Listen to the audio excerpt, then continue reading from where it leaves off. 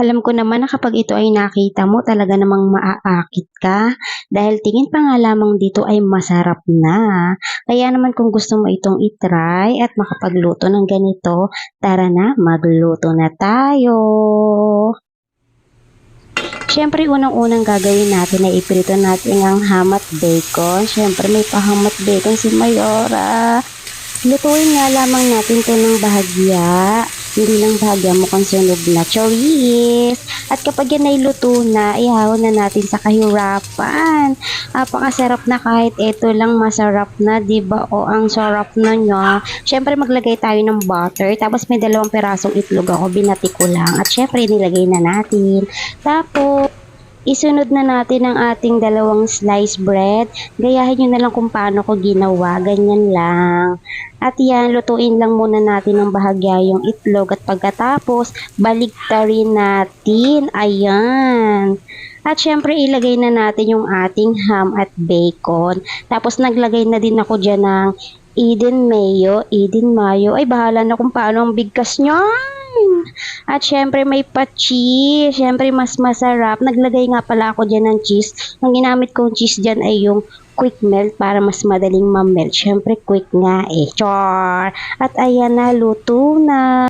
At ayan na nga, luto na. Kaya naman iahon na natin yan sa kahiwapan. Chowi! Tapos tara, magtimpla na tayo ng kape para may kapartner yan. May pahiwa ipik nga yan ang makita nyo naman kung ano ang nasa loob ng matakam naman kayo. Yes, papatakamin ko kayo nang makapagluto kayo nito at maitry nyo rin. Hindi ba? Nakakatakam. Tingin pa lang masarap na. Kaya naman tara, kain na tayo.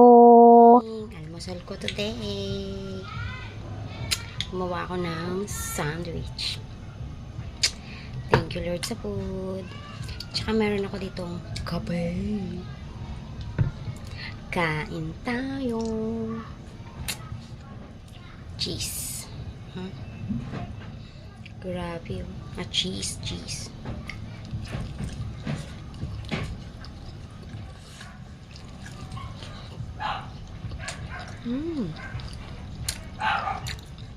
First meal ko ngayon ay alas 10 na. Alas 10 na ang aking first meal.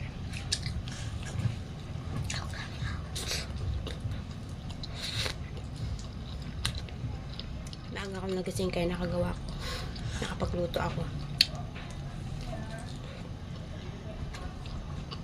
Maaga ng alas 10.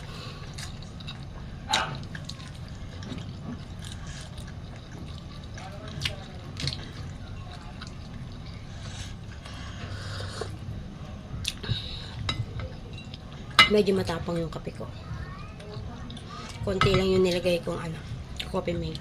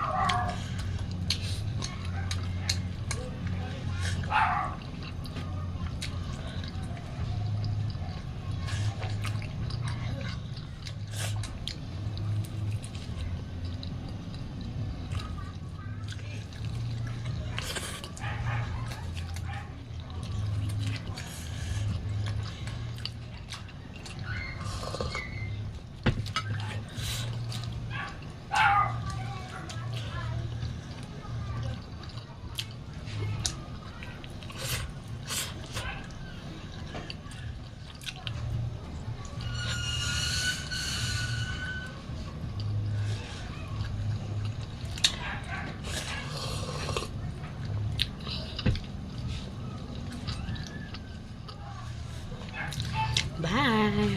Thank you po sa support. Bye!